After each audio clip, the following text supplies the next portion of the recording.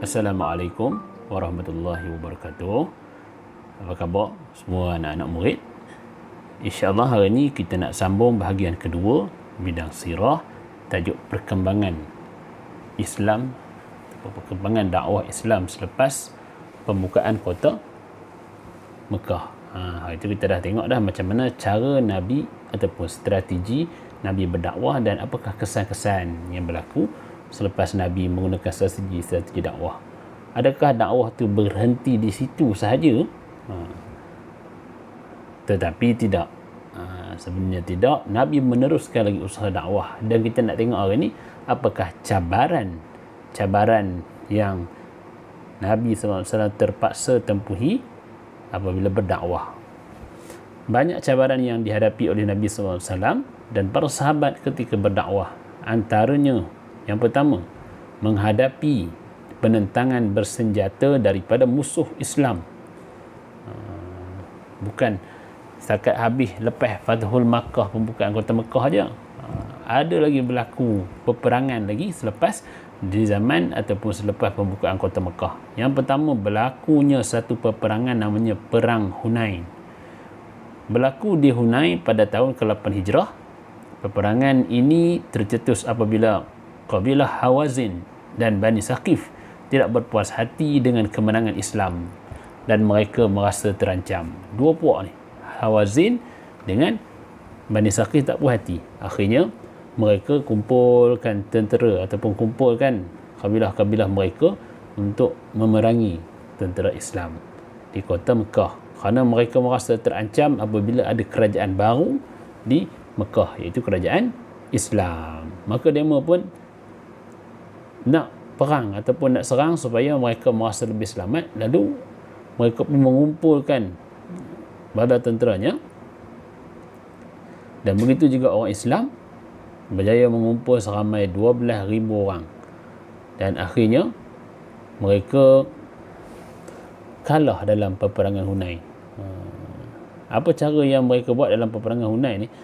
Peperangan Hunain ni diketuai oleh seorang lelaki yang bernama Malik bin Auf. Malik bin Auf ni seorang ketua yang sangat garang dan dia cukup paksa rakyat dia. Apa yang berlaku? Kenapa mereka kalah di peperangan Hunain ni? Antaranya sebabnya mereka ataupun Malik bin Auf ni dia tak mendengar nasihat orang lama. Dia tak mendengar nasihat seorang lelaki yang tua, yang berpengalaman dalam perang di dalam kabilah ataupun kaum dia. Tapi dia ego dengan pandangan dia nak serang juga kerajaan Islam di Mekah. Akhirnya apa yang mereka buat? Dia paksa orang pergi perang. Dia paksa, Malik bin Auf ni paksa orang pergi perang. Siapa yang tak nak pergi, dia akan turis perut orang itu sampai terkeluar perut. Akhirnya orang takut, orang pun pergi nak perang. Sebab itulah mereka tak ada semangat peperangan dan sebagainya. Akhirnya mereka kalah. Nak naikkan semangat juga, nak pergi perang juga, apa yang Malik bin Auf buat? Dia suruh bawa semua kereta, dan wanita-wanita, anak-anak kecil pun sama-sama pergi. Supaya apa? Supaya kabilah ataupun kaum Hawazin dengan Bani Saqif ni bila tengok ada anak-anak, kaum perempuan, harta-harta mereka bawa, mereka jadi bersemangat nak perang. Tapi sebenarnya tidak begitu. Kemenangan tetap Allah Ta'ala beri kepada Islam. Kerana orang Islam berperang kerana Allah Ta'ala, bukan kerana nak menang semata-mata. Ni cabaran dakwah Nabi SAW. Bukan setakat peperangan Hunain, ada pula satu lagi, peperangan Tabuk. Peperangan Tabuk juga terjadi. Kenapa? Peperangan Tabuk ni terjadi apabila kerajaan Rom merasa terancam pula dan mahu menyekat dakwah ataupun tersebarnya dakwah Islam melalui kerajaan Mekah ni. Lalu mereka pun kumpul seramai 30,000 orang.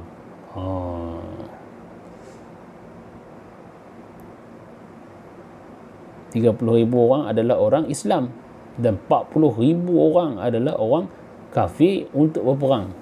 Dan dipendekkan cerita, dalam peperangan Tabuk ni akhirnya Allah Ta'ala campurkan perasaan takut dan gerun pada musuh yang menyebabkan akhirnya tak jadi perang, dan akhirnya orang Islam menang, ataupun orang Islam ini diisytiharkan menang lah begitu. Ini dalam peperangan Tabuk tak sempat lagi berlaku kerana Allah Ta'ala campakkan perasaan gerun dan takut di hati musuh-musuh Islam, yakni tentera kerajaan Rom tadi. Dan dalam peperangan Tabuk ni pun ramai orang Islam yang Nabi ajak pergi perang, bukan semua pergi. Ada yang ada buat akal tak nak pergi, nak tengok buah, nak nunggu kurma, macam-macam. Maka kita jangan begitu. Jangan tiru perangai orang bukan Islam dalam peperangan Tabuk ni khususnya. Baik, seterusnya, apa yang Nabi hadapi yang kedua? Tadi Nabi menghadapi genjatan senjata pula, apa nama, peperangan ataupun penentangan bersenjata, yakni perang. Yang kedua, apa cabaran yang Nabi dapat? Menghadapi golongan munafik. Golongan munafik ialah mereka yang berpura-pura Islam dan tinggal bersama-sama dengan kaum muslimin.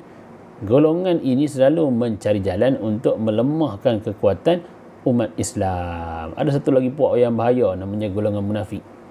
Ada di zaman Nabi SAW, semayang sama-sama belakang Nabi, tapi sebenarnya berpura-pura, bukanlah Islam, ataupun dia ni nak meluk Islam benar. Ada matlamat lain.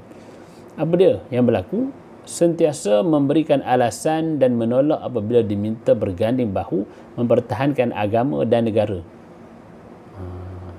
Dia mula nampak macam duduk sama-sama orang Islam, tapi bila ajak pergi perang dan sebagainya, macam-macam bagi alasan. Contohnya, mereka bila Nabi ajak pergi peperangan Tabuk, bagi alasan nak jaga harta dan sebagainya. Itulah sifat-sifat orang munafik.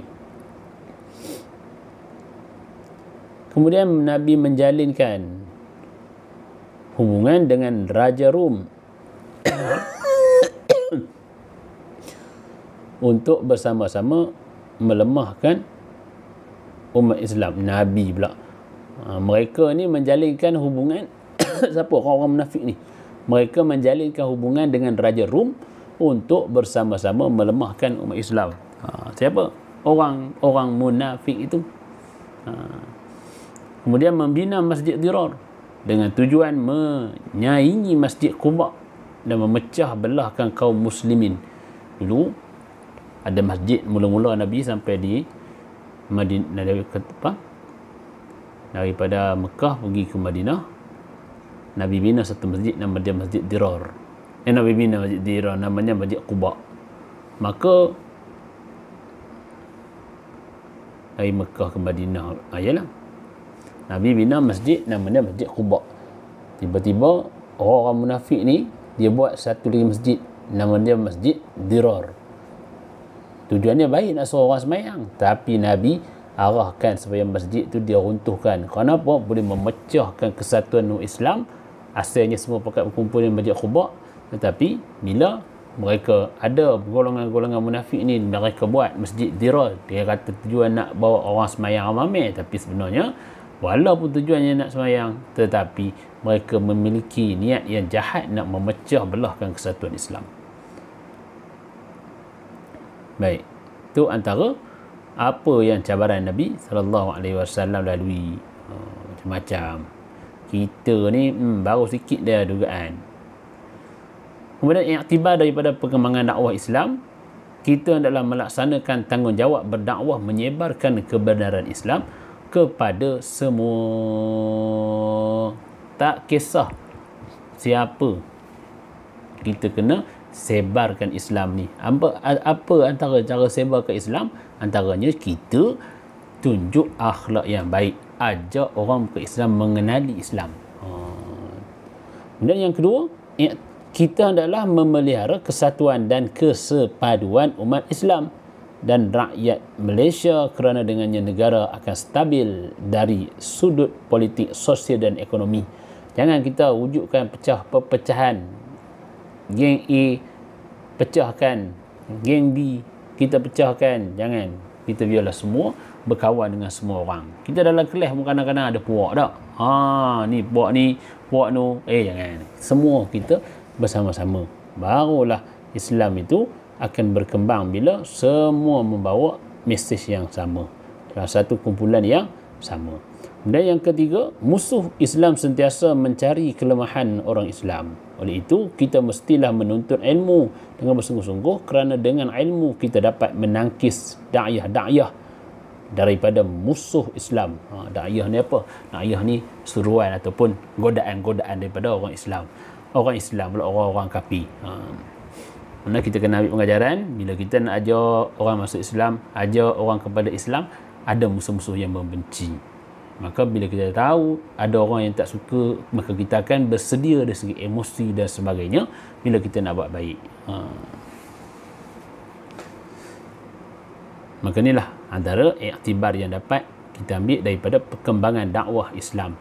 Maka macam mana Nabi dan sahabat bersungguh-sungguh untuk dakwah, maka kita pun sepatutnya begitu bersungguh-sungguh untuk ajak ataupun tunjuk kebaikan kepada orang-orang di sekeliling kita. Tunjuk bukan kerana niat nak menunjuk kita bagus, tetapi tunjuk sebagai niat dakwah supaya orang tiru kebaikan yang kita buat, supaya orang contohi kebaikan yang kita buat itu. Wallahu subhanahu wa ta'ala.